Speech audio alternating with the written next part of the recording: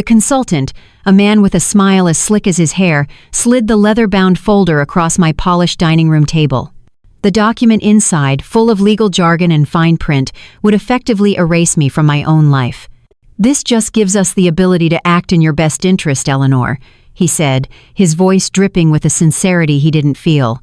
My daughter, Jess, pointed to the signature line. Her perfectly manicured finger tapped impatiently on the page. "It's just for safekeeping, Mom," she said, using the same bright, confident tone she used to sell million-dollar homes.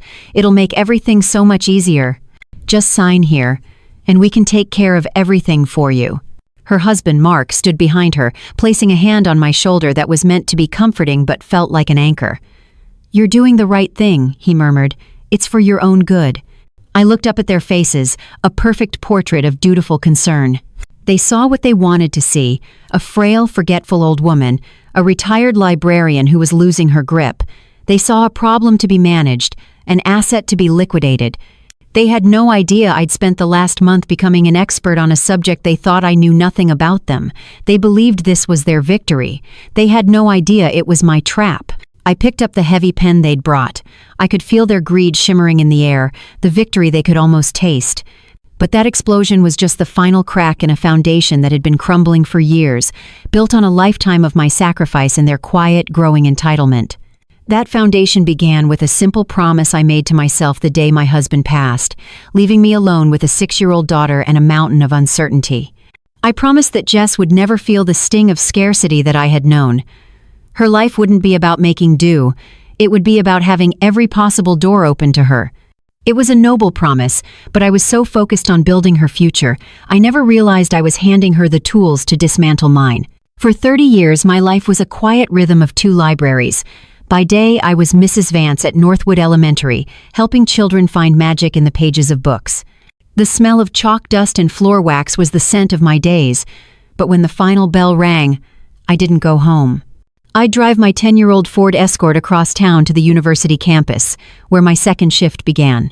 The university library was a different world, a hushed cathedral of knowledge that smelled of old leather and brewing coffee.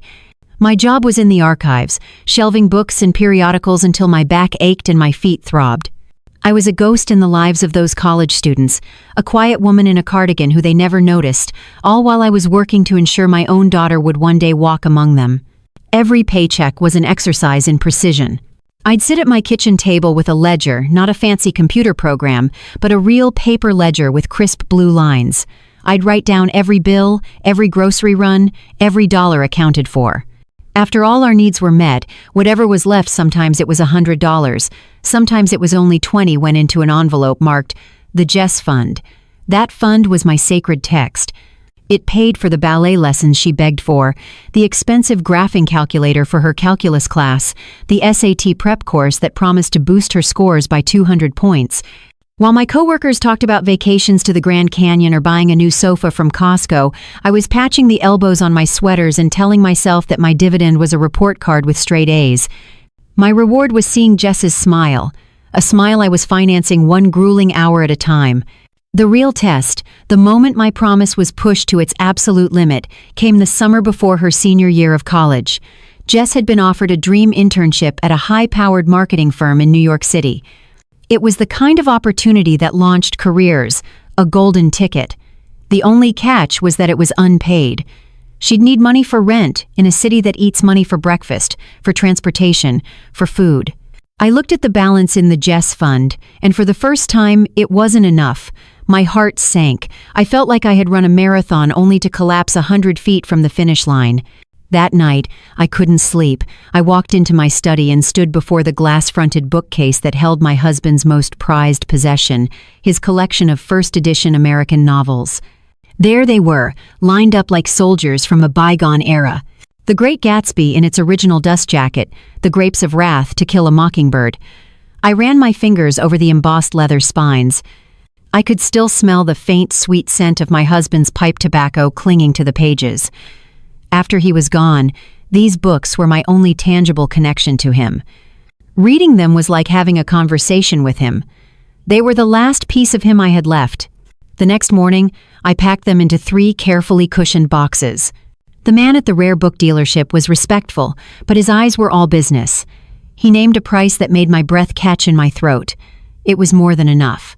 It was Jess's future, right there on the table. As he wrote the check, I felt a piece of my own story being sold along with the books. I handed over my past so she could have a future. When I gave Jess the check, I just told her I'd sold some old investments. She hugged me, her eyes shining with ambition. "You won't regret this, Mom," she promised. "One day I'm going to buy you a house on the beach. I'm going to take care of you, just like you've taken care of me." I believed her, every word. Watching her walk across the stage at her graduation, clutching a diploma she had earned without a single dollar of student loan debt, was the proudest moment of my life. I had done it. My project was complete. I saw her life stretching out before her, a wide open road that I had paved with my own sweat, sacrifice, and the ghosts of my husband's books. I had given her a foundation of solid granite, never imagining that she would one day see it not as a gift to stand on, but as a quarry from which to take whatever she wanted. The first time they came to draw from that quarry was on a Tuesday in early spring. A U-Haul truck, far too large for what they claimed was just a few essentials, was parked at my curb. Jess stood on my porch, her face a mask of practiced tragedy, while Mark unloaded expensive-looking suitcases. The story came tumbling out between dramatic sighs. A business partner had cheated them, a house-flipping deal had gone south, and the bank had foreclosed on their rented townhouse. They were victims, you see, of a cruel market and a crueler world. "It'll just be for a month or two, Mom," Jess had said, wrapping her arms around me. "Just until we get back on our feet." My heart, the foolish, maternal heart that had financed her entire life, ached for them. Of course, I said yes. I stripped my guest room, put fresh linens on the bed, and filled the fridge with the organic almond milk and gluten-free bread she liked. For the first week, it felt like my reward for a lifetime of sacrifice. We had dinner together every night. They'd tell me about their plans for a new business, their voices full of the same ambition I had worked so hard to nurture. I felt needed, useful. My quiet, orderly house was filled with life, and I mistook the noise for joy. The change was so subtle at first, I almost didn't notice it. It began as a series of small paper cuts to my peace. Mark, who was supposedly broke, would get packages from Amazon almost daily. He'd sit at my dining room table, which I always kept clear except for a vase of fresh flowers, and turn it into his makeshift office, leaving a mess of invoices and coffee rings on the polished wood.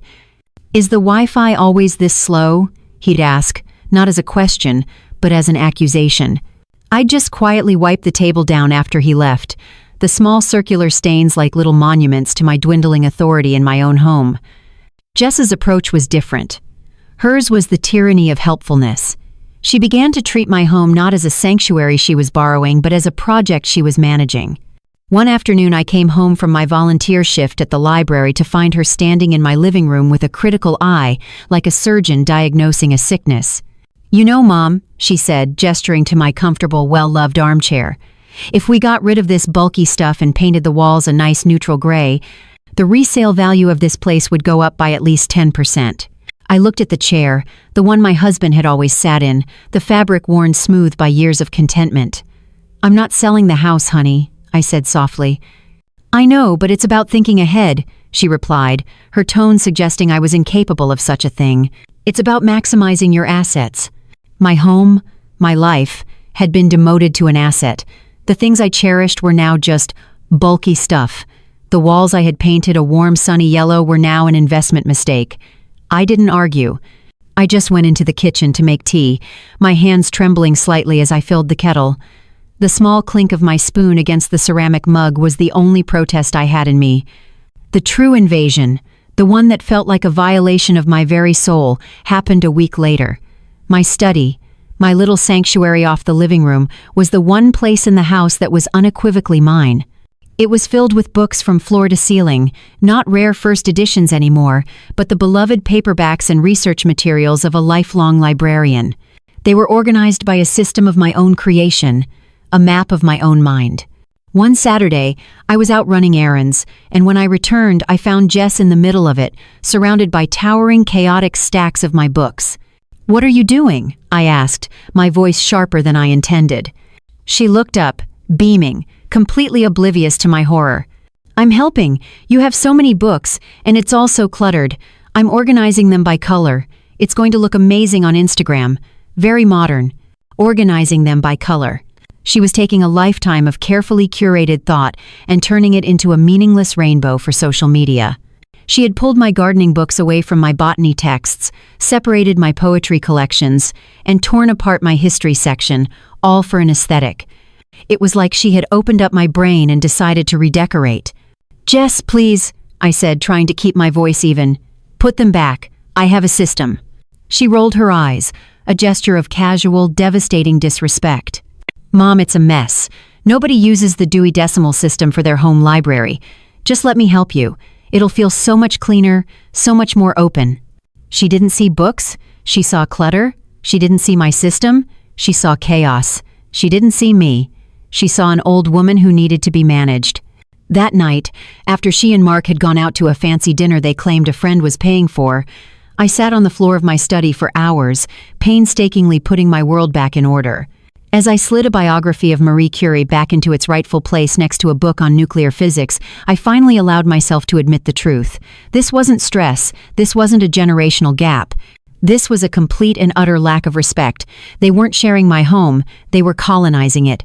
And as I ran my hand over the spines of my books, my only remaining soldiers, I realized that if I didn't draw a line in the sand, my own story would soon be revised and edited by someone who didn't even bother to read the original text. Drawing a line in the sand sounds simple, but the sand in my own home had become soft and shifting, offering no firm place to stand. Still, I knew I had to try. The next morning, I found Jess in the kitchen, scrolling through her phone while sipping a smoothie that cost more than my weekly grocery budget for milk and eggs. I decided on a gentle approach, the one a librarian uses to remind a child to use their inside voice. "Honey," I began, pouring myself a cup of coffee. "About the study. I appreciate that you wanted to help, but I really need my books to be in their proper order. It's how I work. It's how my mind works." She didn't look up from her phone. "Oh my God, Mom, are we still on that? It's not a big deal. I was just trying to make the place look a little more updated." "It is a big deal to me," I said, my voice quiet but firm. "That room is my space. I need you and Mark to respect that." For the first time, she looked at me, a flicker of annoyance in her eyes before it was veiled. "Fine," she sighed, as if I had asked her to perform some Herculean task. "Whatever. It's your house." She turned back to her phone, the bright screen a wall between us. The conversation was over. I had drawn my line, and she had simply scrolled right over it. A few uneasy weeks passed. I retreated into a state of careful observation. I became an anthropologist in my own home, studying the habits of these strange, entitled creatures who shared my roof.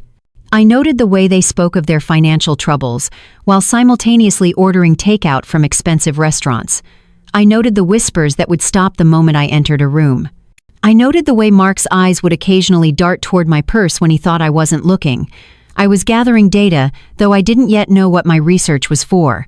I was a librarian, after all. I have always believed that if you gather enough facts, the truth will eventually arrange itself. The fact that changed everything arrived on a Wednesday, brought by my next-door neighbor, Mrs. Gable. I was out trimming my rose bushes when she came bustling over, a small stack of mail in her hand. "Eleanor, dear, this came to my box by mistake," she said, handing me the letters. "That new mailman can't seem to tell 124 from 126. I thanked her and shuffled through the envelopes.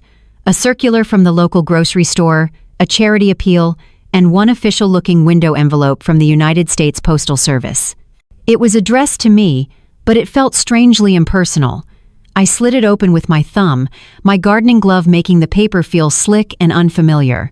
Inside was a single, computer-printed sheet. It was a change of address confirmation. The words swam before my eyes.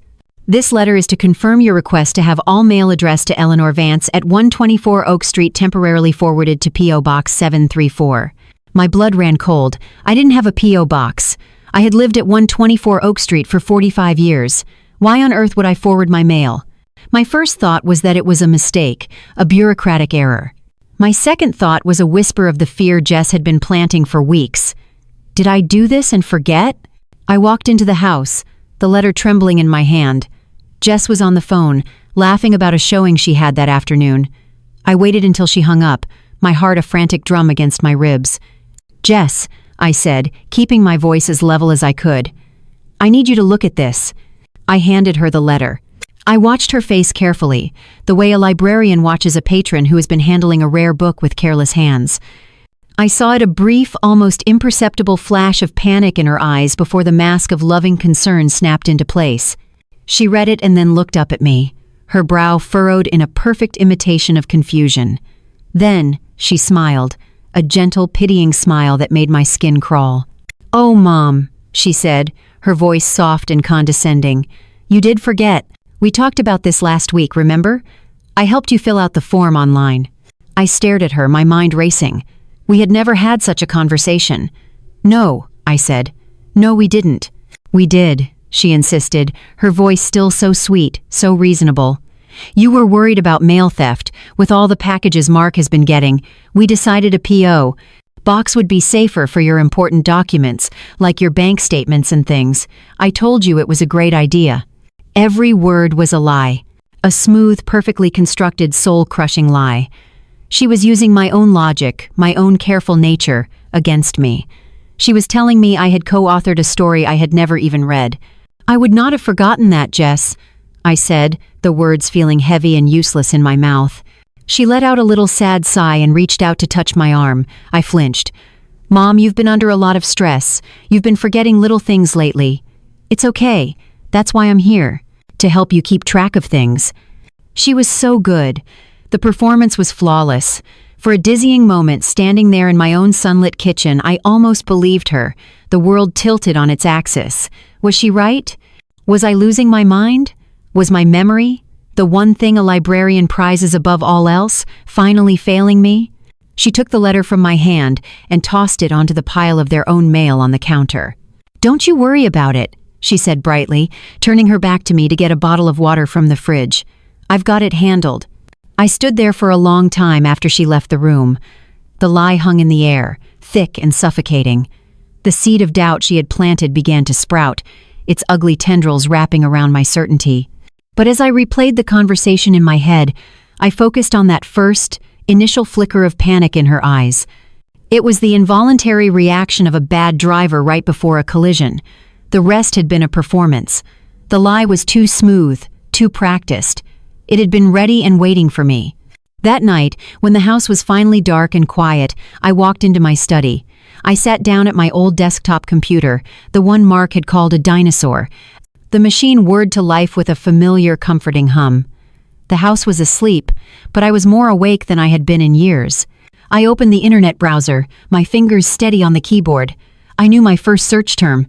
I typed the words slowly, deliberately. Each keystroke a declaration of war against the fog they were trying to create around me. Signs of financial elder abuse. The screen filled with links, and I began to read. My research had officially begun. My research that night was a grim education. The articles and forums I read were filled with stories that echoed my own, and they gave what Jess and Mark were doing a name: gaslighting. It was a strategy, a deliberate campaign to make someone doubt their own sanity. Knowing this didn't make it less painful, but it changed my role in the drama. I was no longer a confused participant.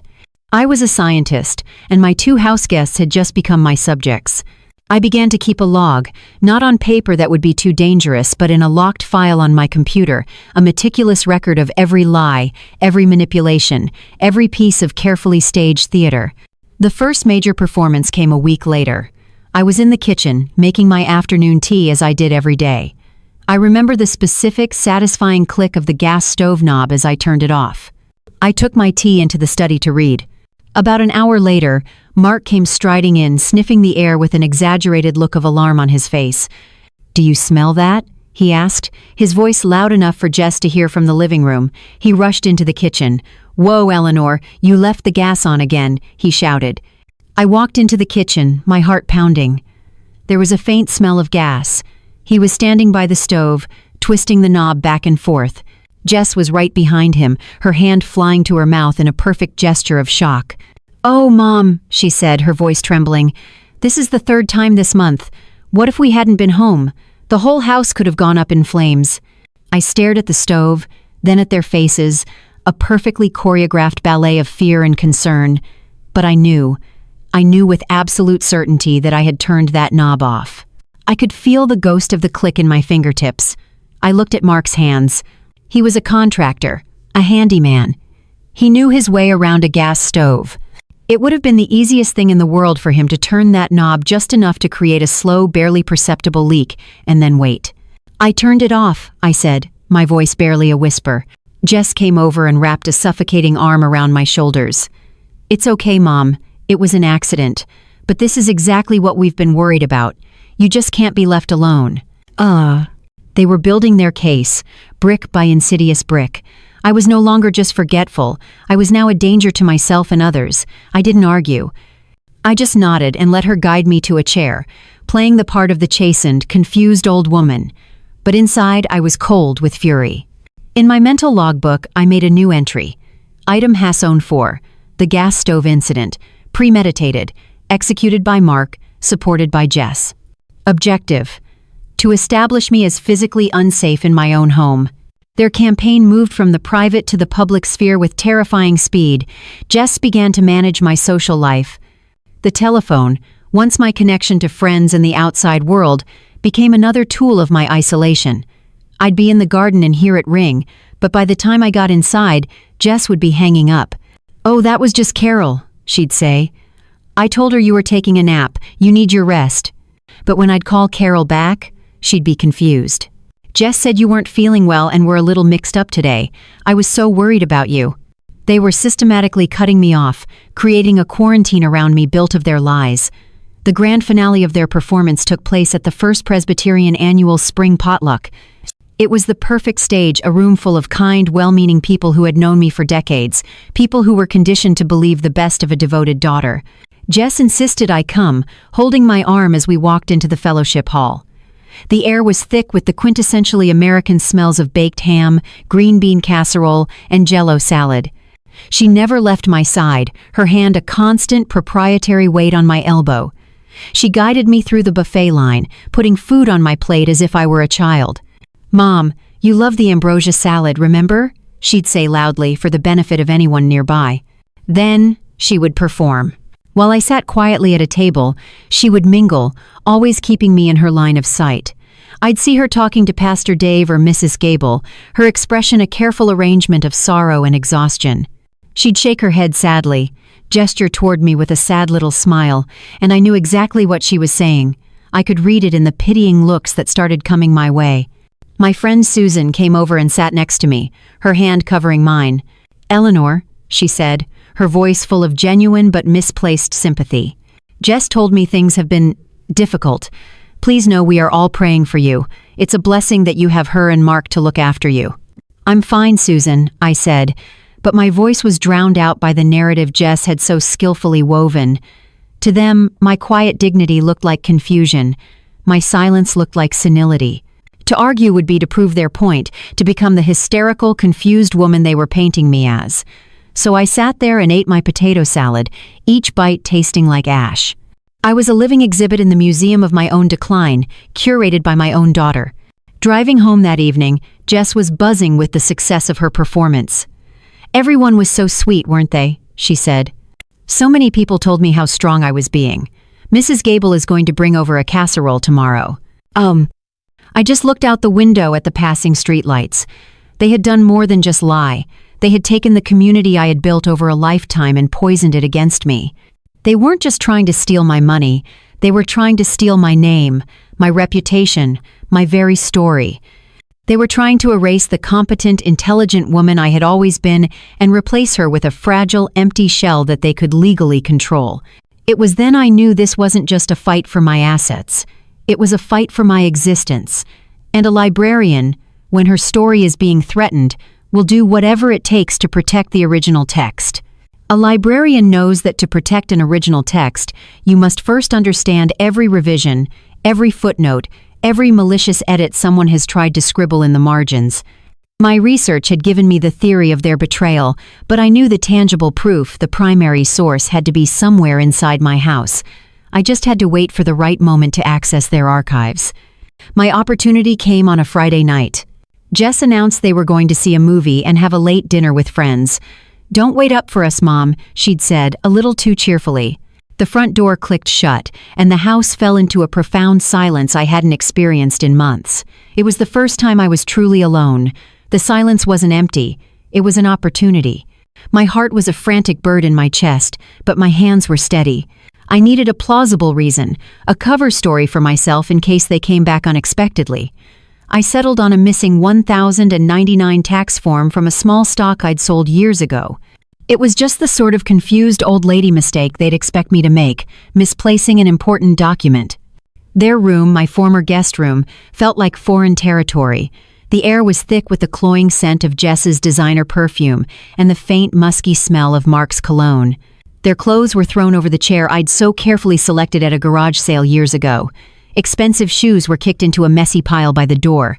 It was the room of two careless conquerors. I started my search, my movements small and precise, the way a researcher handles a fragile manuscript. I checked the desk drawers, the closet shelves. My breath held tight in my chest. Nothing. Finally, I knelt, the joints in my knees protesting, and peered under the bed. In the dusty darkness, pushed far against the wall, was a sleek black leather binder. It wasn't one of mine. Mine were all practical cloth-bound volumes from the office supply store. This one was expensive, the kind a high-powered executive would carry into a boardroom. My fingers brushed against the cold, smooth surface. I knew, with a certainty that settled like a stone in my gut, that this was it. I didn't open it there.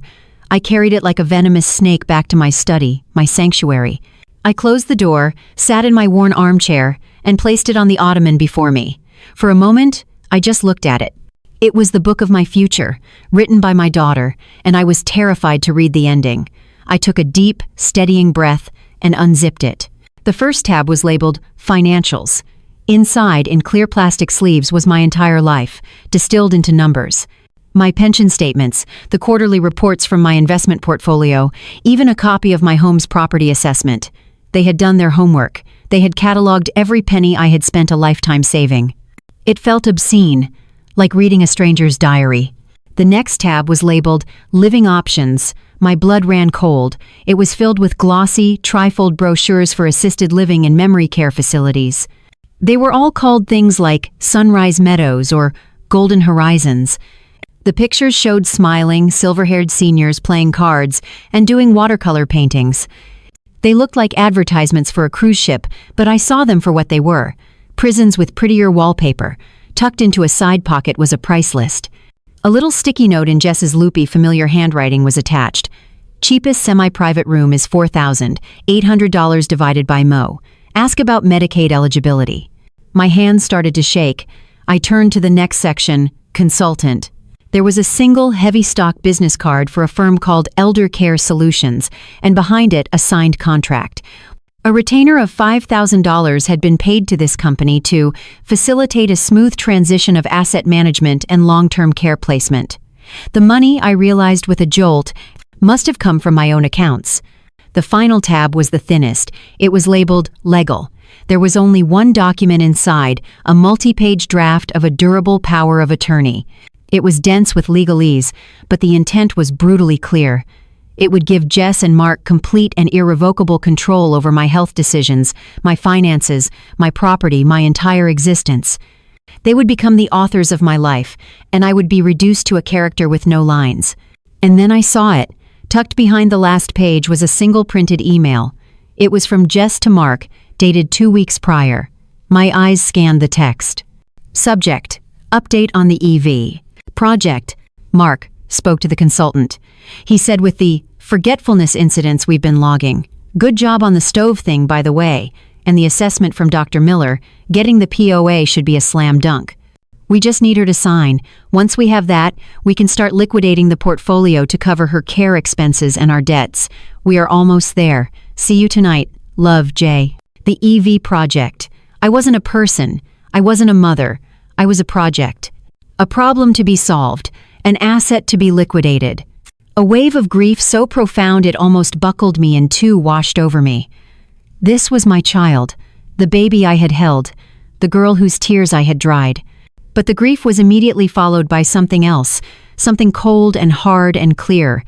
The sadness receded, and what was left was ice. I did not cry. I did not scream. The librarian in me took over. The archivist. The protector of the original text. I laid each document out on my rug, one by one. I took out my phone, the modern tool they thought I couldn't use properly. And in the dead quiet of my study, the only sound was the soft, sharp click of my phone's camera as I took a perfect, high-resolution photograph of every single damning page. Click, the financials. Click, the brochures. Click, the contract. Click, the email. I placed every paper back in the binder, in the exact order I had found it. I zipped it shut, walked back to their room, and slid it into the dusty darkness under their bed, leaving no trace of my discovery. I returned to my study and sat in the dark, the incriminating photos glowing on the small screen in my hand. They had written their version of my story. Now, it was time for me to write mine. To write my own story, I first needed a new set of characters. My current cast was determined to write me into a tragedy, so I knew I had to find my own heroes. A good librarian knows her resources, and my first resource was not in my own carefully curated library, but in a part of the city I hadn't visited in years. The next morning, I began my performance. I came into the kitchen looking slightly dazed, playing the part they had written for me. "Have either of you seen my blue cardigan?" I asked, looking in cupboards where it obviously wouldn't be. Jess sighed, that long-suffering sound that had become the soundtrack to my life. "Mom, it's in your closet. You were wearing it yesterday, remember?" She exchanged a look with Mark, a silent conversation that screamed, "See? It's getting worse." "Oh, of course," I said with a frail smile. "Silly me. I let them think they were winning. I let them see the confused, vulnerable woman they needed me to be."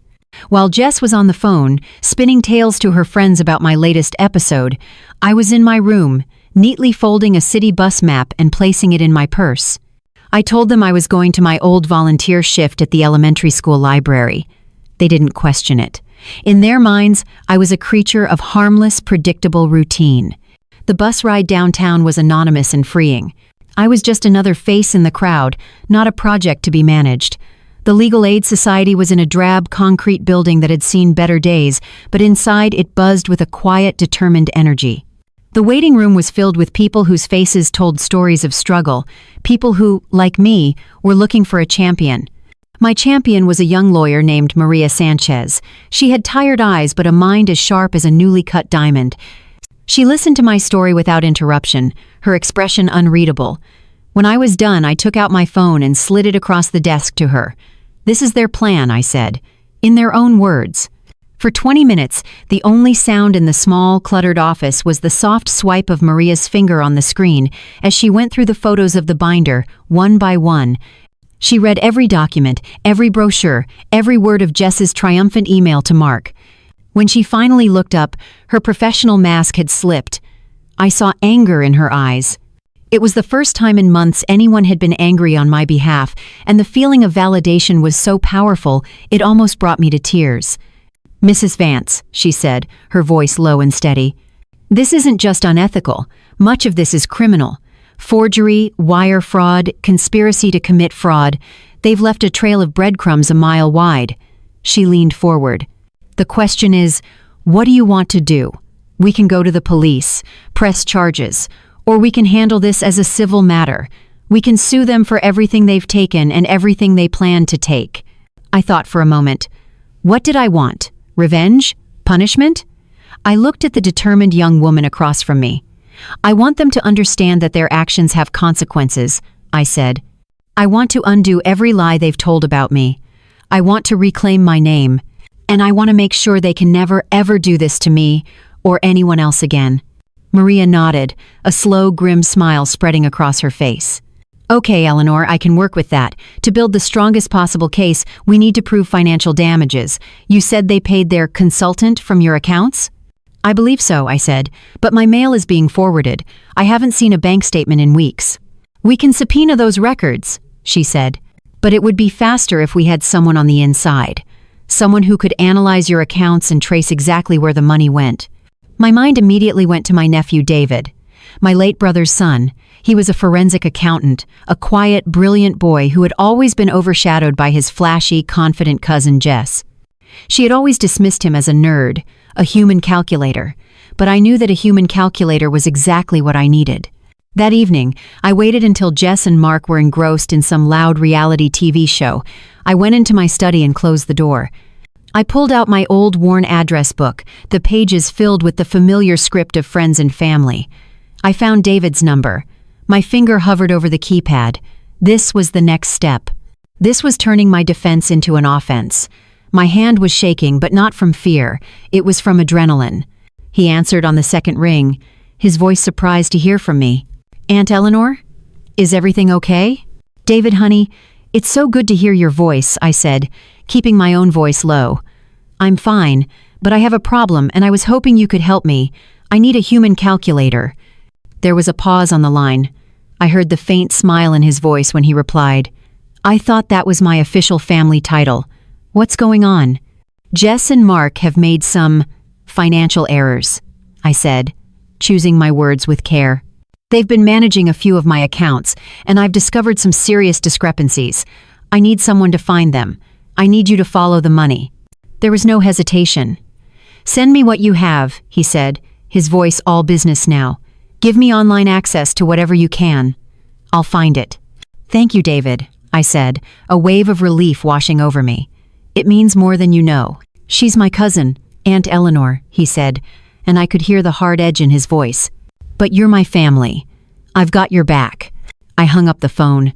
My quiet alliance was formed. I had my legal counsel and my financial investigator. I was no longer a lone woman in a house of predators.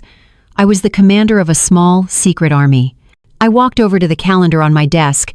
I looked at the neat, empty squares of the coming weeks. With a steady hand, I picked up a pen and drew a circle around a date 2 weeks from now. That would be the day. The day the librarians and the calculators of the world would have their revenge. The performance was over. The planning had begun. The 2 weeks that followed were a masterclass in deception. On the surface, I was the woman they wanted me to be. I was quieter, more withdrawn. I would forget things where I put my reading glasses, what day of the week it was. I would nod meekly when Jess reminded me to take my vitamins. I allowed their narrative to become my costume, a disguise of fragility that I wore like a suit of armor. Beneath the surface, I was a general preparing for battle. My quiet evenings were spent in encrypted emails with David, who was unearthing a staggering trail of financial deceit. My afternoons were spent on hushed phone calls with Maria, my lawyer, who was drafting documents that would serve as my canons. The call to schedule the final meeting came on a Monday morning. Jess's voice on the phone was syrupy with false sympathy. Hi, Mom. Good news. The consultant, Mr. Harrison, can come by at 2 o'clock on Thursday to help us finalize everything. We can finally get all this sorted out. I know it's been stressful for you, so it'll be a relief for everyone to have it done. I let a long, weary sigh travel through the phone line. I looked at the date circled in red on my calendar. It was the date I had chosen. My date. Yes, dear, I said, my voice thin and reedy. That would be fine. Let's just get it over with. Great, we'll see you then, she said, and hung up, no doubt turning to Mark with a triumphant smile. The trap was set. The mice were scurrying toward the cheese. On Thursday morning, I woke up before the Sunday. There was a strange, profound calm in the air, the kind of stillness that precedes a storm. I didn't feel nervous. I felt ready. I showered and chose my outfit with the care of a soldier dressing for inspection. Not my usual soft cardigan and slacks, but a pair of crisp navy trousers and a silk blouse the color of steel. I wanted to look formidable, not frail. My house, the battlefield, had to be perfect. I spent the morning cleaning, not out of nervous energy, but with a sense of ritual. I dusted every surface, vacuumed every rug, and polished every piece of silver until it gleamed. My final preparation was the dining room table. For generations, that table had been the heart of our family. It had held Thanksgiving turkeys, birthday cakes, and countless pots of coffee shared with neighbors. Jess and Mark had turned it into a dumping ground for their mail and a desk for their failed business ventures. That morning, I reclaimed it. I polished the dark cherry wood until I could see my own determined reflection in its surface. I removed the clutter and set the table, but not for a meal. I placed 4 tall glasses of ice water on 4 linen coasters, spaced with geometric precision. In the center, instead of a vase of flowers, I placed a single empty crystal dish. The stage was set for a negotiation, not a family gathering. This was no longer a home, it was a boardroom. As the grandfather clock in the hall chimed 1 o'clock, I sat at the head of the table and waited. This was the hardest part. The silence was a living thing, filled with the ghosts of every sacrifice, every lie, every moment of disrespect. I thought of the pride I'd felt at Jess's graduation, and a sharp, sudden grief pierced through my icy resolve. For a moment, I was just a mother, mourning a daughter I had lost long before I even knew she was gone. I closed my eyes, took a breath, and let the feeling pass. Grief was a luxury I could not afford today. Today was for justice. At exactly 2 o'clock, the doorbell rang. I opened it to find them assembled on my porch. Jess, smiling her bright, predatory smile, Mark, looking smug and impatient, and the consultant, Mr. Harrison, clutching his sleek leather binder like a holy text. "Hi, Mom," Jess chirped, kissing the air beside my cheek. "You ready to do this?" "Come in," I said, my voice even. I led them to the dining room. I saw Jess's eyes take in the immaculate table, a flicker of surprise in her expression before it vanished. They took their seats like a conquering army claiming their territory. Mr. Harrison placed his binder on the table with a soft, authoritative thud. He opened it, revealing the pristine copy of the power of attorney document. He cleared his throat, launching into a well-rehearsed speech about fiscal responsibility and planning for the future. I didn't listen to the words. I watched their faces. I saw the quiet, triumphant look Jess shot at Mark. I saw the greedy impatience in Mark's tapping fingers. They were so close. He finished his speech and slid the document in front of me, placing a heavy, expensive-looking fountain pen beside it. "So, if you'll just sign on the indicated lines, Eleanor, we can get this all wrapped up." Jess leaned forward, her voice a conspiratorial whisper. "It's okay, Mom. It's for the best." Mark, ever the supportive husband, reached across the table and patted my hand with a condescending finality. "You're doing the right thing, Eleanor," he said, his voice smooth as oil. "It really is for your own good. For my own good." That was the phrase that did it. The sheer, breathtaking arrogance of a man who was actively trying to destroy me, telling me it was for my own benefit. A lifetime of quiet patience and turning the other cheek evaporated in that single condescending moment. I looked at the pen in my hand. It was a beautiful fountain pen, heavy and cold, their chosen instrument for my execution.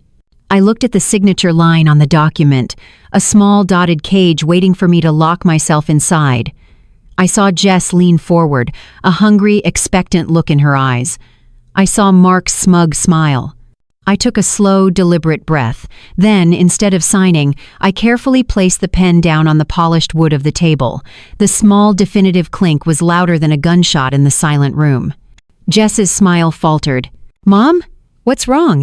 I looked directly at her, my daughter, and for the first time, I think she saw the person I had become, not the mother she had invented. "Before I sign," I said, my voice perfectly calm and clear, "I believe I have a few questions."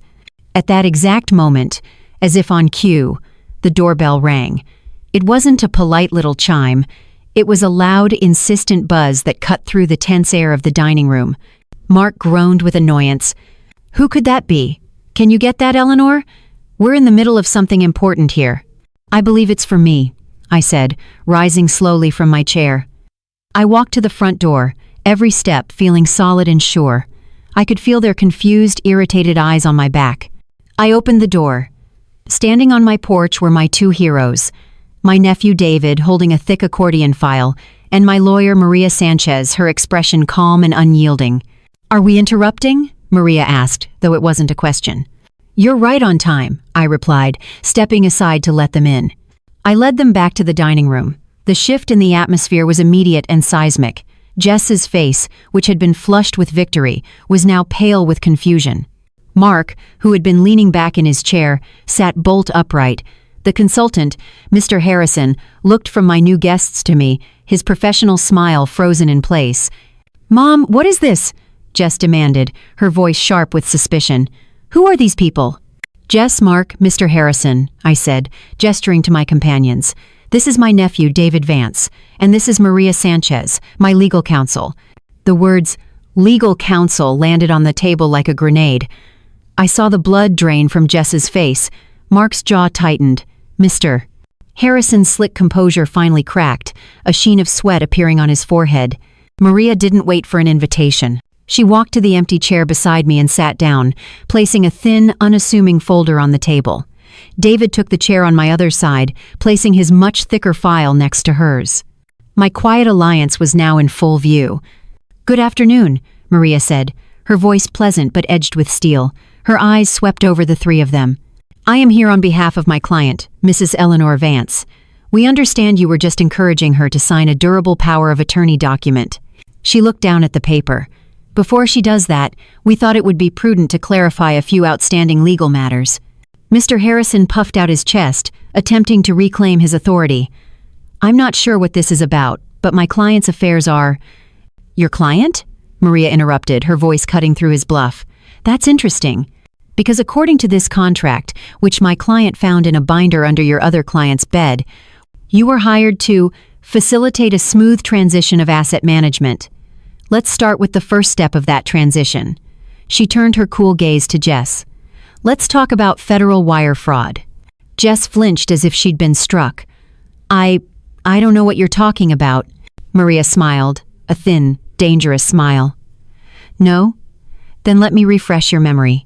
On the 17th of last month, a request was made through the USPS online portal to forward all of Mrs. Vance's mail to a P.O. box in a neighboring town. A P.O. box rented in your name, Miss Williams." She paused. "That action, using an interstate online service to divert financial documents for the purpose of committing fraud, falls under Title 18, Section 1343 of the U.S. Code. David, would you care to walk your cousin through the potential penalties?" David opened his file. He didn't look at Jess. He looked at the table, as if he were merely presenting a quarterly report. "The statute provides for fines of up to $1 million, he said, his voice flat and devoid of emotion, "and a maximum of 20 years in federal prison." The room was utterly silent. Jess was as white as a sheet. Mark looked like he was going to be sick. "Of course," Maria continued smoothly. "The mail was just the beginning of the EV project." "Oh?" At the mention of her own secret code name for me, Jess let out a small, strangled gasp. I watched her, my heart a cold, hard stone in my chest. This was the consequence. This was the truth, finally arranging itself. The story was finally being told in its original unedited form. The story I was telling was finally being heard, and the sound of my daughter's own words, her own secret code name for me, echoed in the quiet dining room. Jess looked as if she had been slapped. "The EV project? That's not what it sounds like. It was just a shorthand, a way to organize." Maria held up a hand, silencing her stammered excuses. "Please," she said, her voice devoid of sympathy. "Let's not insult everyone's intelligence. The project, as you called it, also appears to have had a budget." She slid a new document across the table. It was a copy of a bank transfer. My bank transfer. "This is a wire transfer for $5,000 from your mother's savings account to the consultant, Mr. Harrison. It was made from your IP address, Jess. And the authorization signature looks remarkably like the one on your driver's license, not your mother's." She then turned to Mark. "And you, Mr. Williams. While your wife was managing the project, you were managing the procurement of supplies." She produced another document, a copy of a cashed check for a staggering $50,000 made out to his defunct contracting company. The signature is a forgery, a clumsy one at that. The memo line reads, "Home renovations." Maria looked around my perfectly maintained, unrenovated living room. "Tell me, Mr. Williams, what exactly did you renovate?" Mark's face was the color of old parchment. He opened his mouth, but no sound came out. The consultant, Mr. Harrison, slowly began to gather his papers, his movements stiff and robotic. He stood up, his professional mask now a grotesque parody of composure. "I believe," he said to no one in particular, "that my services are no longer required." He turned to leave. "I wouldn't go too far if I were you, Mr. Harrison," Maria called after him. "We will be filing a formal complaint with the State Bar regarding your facilitation services. I'm sure they'll be very interested in the EV project." He didn't look back. The sound of the front door clicking shut was a small, final note in the symphony of their failure. With their hired gun gone, Jess and Mark were left exposed, two cornered animals turning on each other. "This is your fault," Jess hissed at Mark, her voice a venomous whisper. "Your stupid house-flipping scheme, your debts. I told you it was too risky." "My fault?" Mark shot back, his voice cracking with panic. "You were the one who wrote that email. You were the one who couldn't wait to get your hands on her money. I was just trying to keep us afloat. If you were a better provider, I wouldn't have had to. If you didn't need a new designer purse every week, we wouldn't be in this mess." Their ugly, panicked words filled my beautiful dining room, poisoning the air. I just sat there, a silent spectator at the demolition of their lives. This was the truth of their partnership, a shared greed, with no foundation of loyalty to support it when things went wrong. Maria let them exhaust themselves. Then, in the seething silence that followed, she spoke. "Are you finished?" she asked, her voice dangerously quiet. She folded her hands on the table. "Because now you need to make a decision, and you will make it together." She slid a thick document toward them. "This is option A. It is a full confession, detailing the conspiracy to defraud, the forgery, and the embezzlement. It includes a repayment schedule for the $55,000 you have stolen, plus damages, interest, and all of Mrs. Vance's legal fees. It concludes with a legally binding agreement that you will never again contact, see, or attempt to communicate with your mother in any way.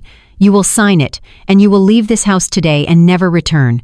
"Oh, and if we don't," Jess spat, her face streaked with tears of rage. Maria leaned back in her chair. "Then we proceed to option B.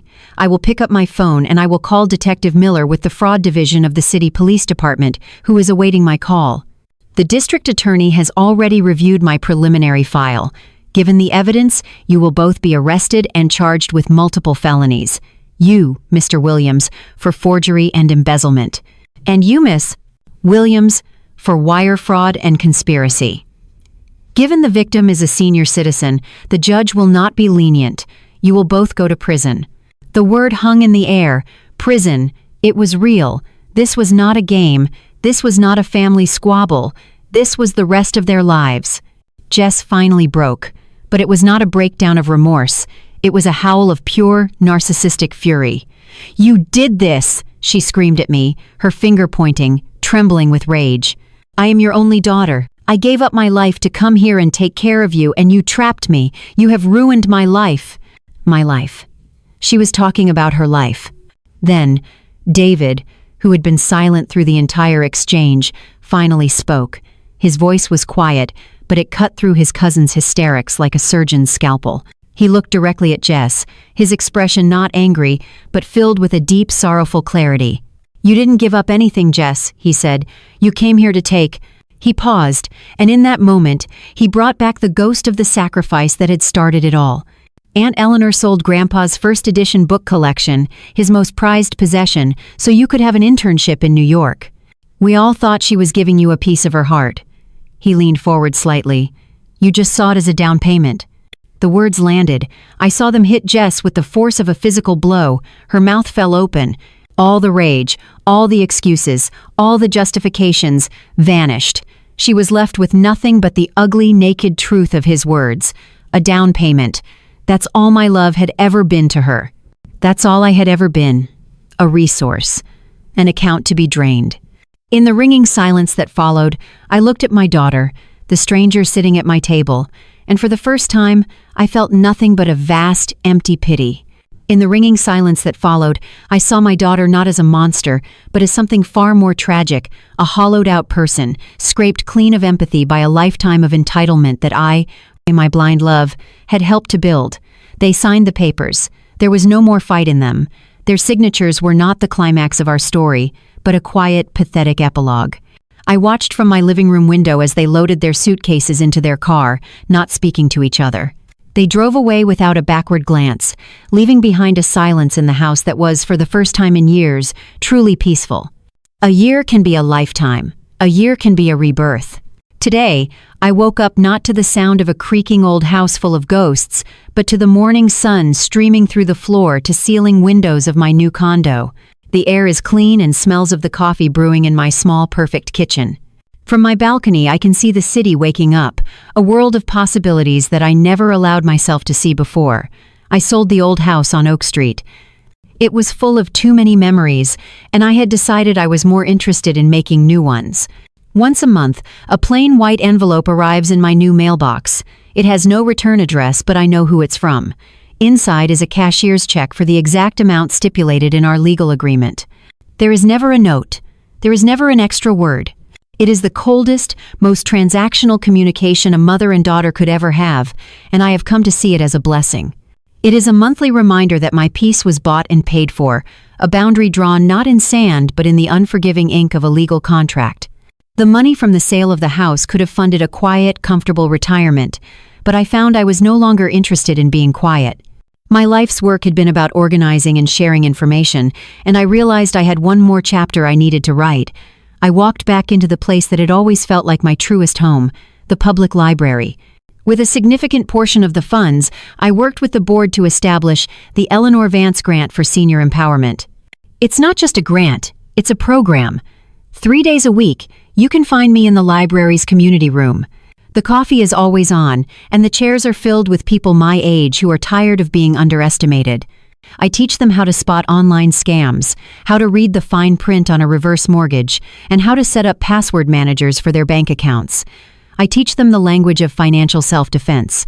Last week, a woman named Marjorie, whose son had convinced her to sign over the deed to her house, came up to me after a workshop, tears in her eyes. "I thought it was over for me," she whispered. "I thought I had nothing left." I took her hand. "Your story isn't over, Marjorie," I told her. "You've just reached the part where you pick up the pen and start writing it for yourself." In these people, I have found a new family. A chosen family, bound not by blood but by a shared understanding that dignity is not something you should ever have to negotiate. We laugh together, we share stories, we look out for one another. My life is fuller and richer than it ever was when I was living only for my daughter. I don't hate Jess. The anger has long since faded, leaving behind it a calm, clear-eyed sorrow. I forgive her, not for her sake, but for mine. Forgiveness is the final act of letting go, the last box you unpack in your new home. But forgiving doesn't mean forgetting, and it doesn't mean reopening a door that you had to fight so hard to close. I learned the hardest lesson a mother can learn, that sometimes the greatest act of love is to let go, not just of your child, but of the person you were when you were loving them. I had to stop being her safety net so I could finally become my own person. My greatest sacrifice wasn't selling my husband's books. It was the 40 years I spent sacrificing myself, my own needs, my own voice, on the altar of motherhood. I thought that was my purpose, but I've learned that our purpose is not to be a footnote in someone else's story. It's to be the author of our own. So let me ask you, if life handed you a brand new unwritten page, would you have the courage to turn to it? If this story resonated with you, let us know your thoughts in the comments below. Your words and support mean the world to us. And don't forget to like and subscribe for more stories about finding strength in the hardest of times.